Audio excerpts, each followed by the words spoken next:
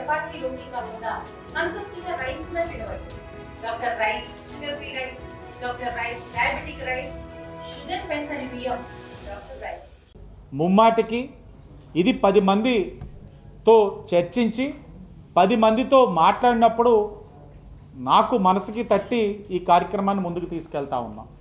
ఇంకొకటి, మొన్న సుపరిపాలన తొలి అడుగు కార్యక్రమంలో 44వ వార్డులో మల్లికార్జున నగర్లో తిరుగుతూ ఉంటే ఒక పాప వచ్చి మమ్మల్ని బాగా ఇబ్బంది పెడుతున్నారు, బైక్స్ రేస్ చేసి ఆకతాయిలు ఇబ్బంది పెడుతున్నారని చెప్పడం జరిగింది. సరే, చెప్పిన వెంటనే పక్కనే ఉన్న ఎస్ఐ గారిని పిలిచి రేస్ చేస్తుంది ఎవరాలు ఏంటి అనేది తెలుసుకొని సాయంత్రం మీరు డిపార్ట్మెంటల్గా వెళ్తే బస్సు దిగే టైంకి ఏడిపిస్తున్నారని చెప్పింది పాప. నేను ధైర్యంగా చెప్తున్నాను, కొంతమంది ధైర్యంగా చెప్పలేకపోతున్నారని అంటే, సరే ఆయన్ని మఫ్తీలో వెళ్ళి ఎవరన్నది ఐడెంటిఫై చేసి చర్యలు తీసుకోండి, ఎవరు చెప్పినా ఆఖరికి నా కుటుంబ సభ్యులైన కూటమి చెప్పినా ఉపేక్షించద్దు, ఎందుకంటే నగరంలో మహిళలు సురక్షితంగా ఉండాలి అని చెప్పడం జరిగింది. సరే, దాని తర్వాత ఏం జరిగిందన్నది చెప్తాను. ఈ వీడియో మా వాళ్ళు పోస్ట్ చేయడం, కొంతమంది నాకు పర్సనల్గా వాట్సాప్ చేస్తున్నారు, అన్న అలా పెట్టావు కదా వాళ్ళని ఏమైనా వెళ్ళి బెదిరిస్తే ఏంటి అన్నది ఒకటి. కొంతమంది అంటా ఉన్నారు ఇది గతంలో ఒకటి ఎలాగే పబ్లిసిటీ చేసుకున్నాడు అదేనా అని కొంతమంది అంటున్నారు. వాళ్ళందరికీ నేను ఒకటే చెప్తా ఉన్నాను, గతంలో పబ్లిసిటీ చేసుకున్నవాడు అక్కడ వార్నింగ్ ఇచ్చి దాని తర్వాత ఏం జరిగిందో వదిలేస్తాడు. ఇక్కడ పబ్లిసిటీ ముఖ్యం కాదు, మేము రీల్ స్టార్స్ కాదు. ఇది కూటమి విశ్వాసం, ప్రజల ఒక విశ్వాసం నుంచి వచ్చింది. ఆడక్కడ ఏం చేశాడు, ఆడ అల్లరి చేసిన వాడిని గుర్తించాం, ఆడి బండి 3 టౌన్లోనే ఉంది, వాడు రోజు వెళ్తున్నాడు. తల్లిదండ్రులు వచ్చి క్షమాపణ చెప్పి పిల్లకి చేయాల్సిన కార్యక్రమం అంతా చేయడం జరిగింది.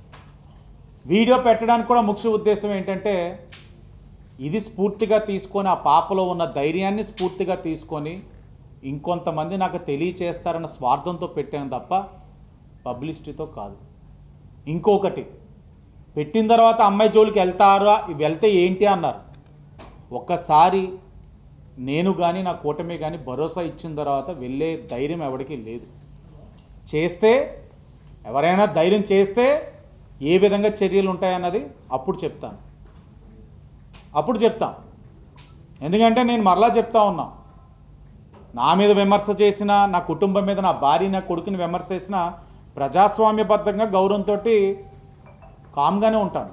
కానీ నగరంలో మహిళలకి సురక్షితంగా ఉంచడానికి మేము ఎంత ప్రయత్నం చేసినా ఇబ్బంది పెడితే చర్య చాలా గట్టిగా ఉంటుంది, తప్పకుండా ఉంటుంది. ఈరోజు ఆ అమ్మాయి ధైర్యంగా మాట్లాడడం వలన నిన్నటి నుంచి ఇప్పటికి 3 ఎడ్యుకేషనల్ ఇన్స్టిట్యూషన్స్ దగ్గర ఏ టైంలో ఇబ్బంది పెడుతున్నారు, ఎక్కడ ఇబ్బంది పెడుతున్నారనేది మాకు తెలిసింది. చర్యలు తీసుకుంటా ఉన్నాం.